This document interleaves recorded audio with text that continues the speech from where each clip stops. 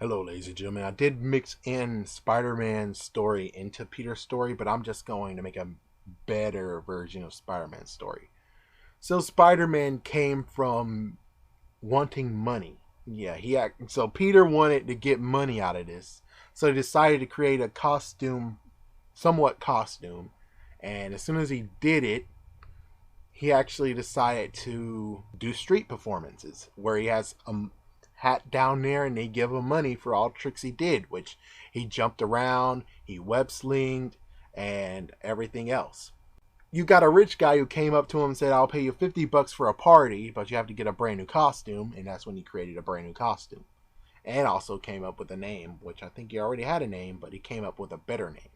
So, I don't know, he came up with a name before he started it. Now, what's even crazier is just the fact of after all that, he was put in a variety show, and it was cool. And then he was in another show, and then Strand, yeah, he actually had he had like a kind of he wanted to meet Spider-Man, and also he wanted him to join forces with him. But of course, Spider-Man would not do that.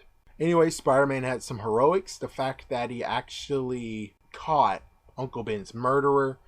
He also decided to stop one crime, which was kind of messed up because it was a drunk guy, and it turns out he wasn't really doing something very bad, or it was just the lady who was stupid. I don't know. And then you had the cops who actually shot at him by doing it. And then after all that, he did some heroic deeds. The neighborhood likes him. He actually busted a drug bust. He stopped a drug dealer, took the money, and threw it out in the street for everyone to enjoy. And also, Strad actually getting the decline, he decided to make Spider-Man a horrible, horrible menace. The fact that he put lots and lots of multiples of Spider-Man out there to steal purses, shove people down, and everything else. But the neighborhood still saw him as a good hero, while J. Jonah Jameson was given lots of money to actually make him look like a bad guy.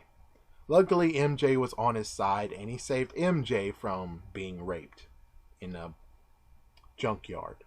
After all that, it was a messed up showdown between Strad and Spider-Man, along with Boyd as well. And it ended with Spider-Man Forever Changed. But, yeah, that's the story of Spider-Man. He actually started out, and now he has become a little bit more wiser, especially when it comes to the fact of he might not be the lone person here when it comes to having powers.